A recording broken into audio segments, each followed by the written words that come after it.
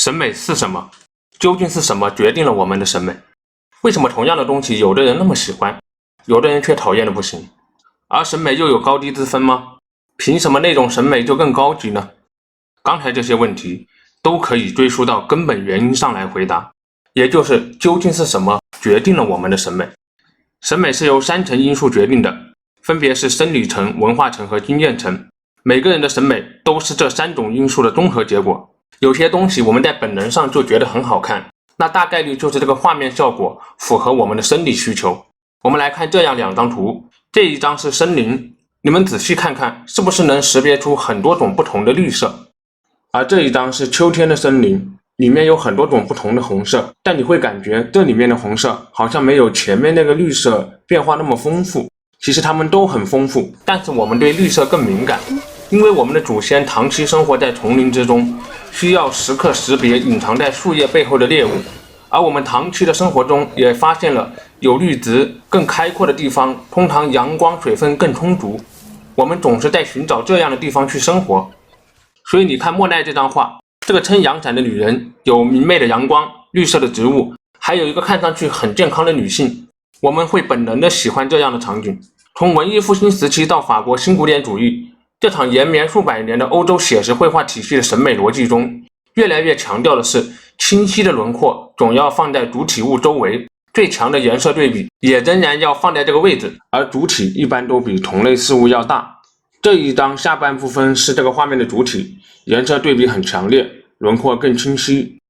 大卫画的这张画呢，红圈里面这2个地方分别是约瑟芬和教皇，他们是视觉重点，其余人物颜色的鲜艳程度和轮廓的清晰度就都不及他们。早些年文艺复兴时期的绘画运用的相对稚嫩一些，比如拉斐尔的这张画，是不是稍微乱了一点点？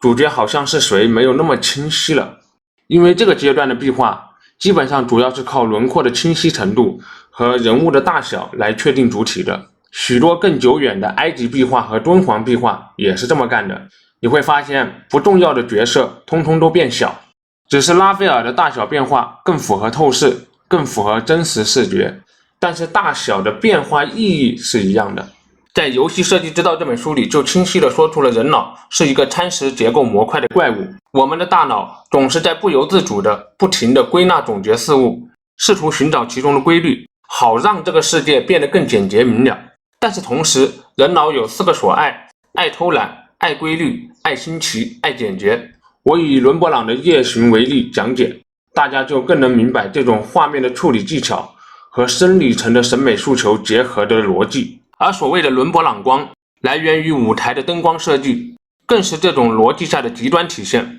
我们看一张画，本质上是在阅读一组信息，有效的信息必须是清晰明了的、简洁干脆的。伦勃朗光告诉你应该看哪里，帮你偷懒了。光所到之处足够清晰，是你日常看到的人的模样，你大概知道他画了什么，他帮你清晰了，实际上就是规律化了。而这些朦胧之处的人各有神色，你会好奇他们有什么样的故事，使你产生新奇感。但我们退远一看，整个画面到底是个什么东西，又是一目了然的，你知道主角是谁，他帮你把这么复杂的画面简洁了。这样就迫使画画的人一定要想清楚，你到底要画什么，谁是主角，哪里该清晰，哪里该虚化，线条的对比、颜色的对比都是在为这个目的服务。思路模糊的人是画不好这样一张画的。文艺复兴到新古典主义这几百年的绘画基本上都是商业绘画，商业绘画是画给大部分人看的，要符合大部分人的审美诉求，而我们大部分人真正能共识的部分其实是生理层面的部分。那欧洲写实绘画这么多年对绘画效果的变革探索，其实探索的就是人类隐含的生理视觉需求。那直到印象派之后又是另外一种玩法了，不在这里展开。更具体的生理需求在阿恩海姆《艺术与视知觉：视觉思维》中有更多的讲解，比较推荐这2本书。以上就是对生理层的简单解释。接下来我们聊聊文化层。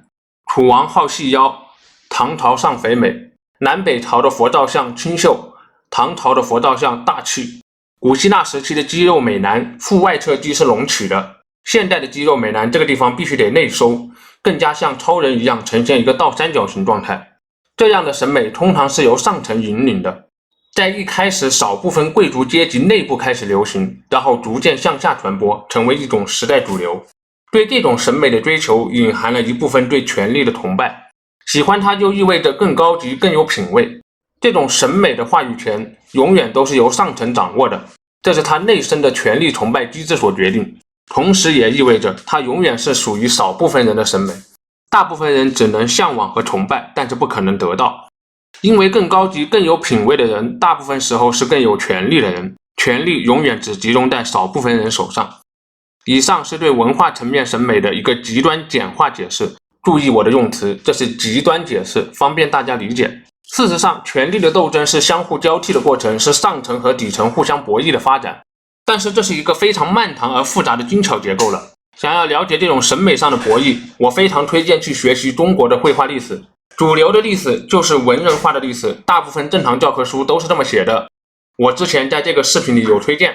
所以我接下来推荐的是和民间文化相关的那种主流画种。通过那些画种，我们是能够真正了解中国几千年下底层审美的关键。比如年画、剪纸、泥人、唐人，他们至今还散落在中国各地。把这些交替起来一起看，你就能够发现非常有趣的互相模仿、互相斗争的过程。彼时彼刻，恰如此时此刻，我们现在也有，不过是换上了新的外衣，它们变成了电影、电视剧和游戏。大家仔细思索也会发现这样的审美话语权斗争，这个东西比较敏感，我就不在这里展开了。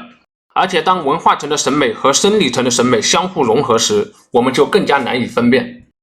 最后说说经验层，这个是最私人化的层面。我以我个人的审美口味举个例子，在我很小的时候，我看到了宫崎骏的《千与千寻》和安野秀明的《新世纪福音战士》，那是非常触动我的动画观看体验。关于人与自然，关于自我的寻找，这样的主题于是成为了反复触动我的主题。后来初中又自学心理学，尤其是入门的时候学的是精神分析学派，受其影响特别喜欢推理分析。这种分析感导致我非常喜欢内在的结构或规律被揭露显现的过程。同样是机器人的造型设计，我就更喜欢里面的机械结构暴露出来的那种款式。你看，我这样的审美就是我个人的经验所导致的。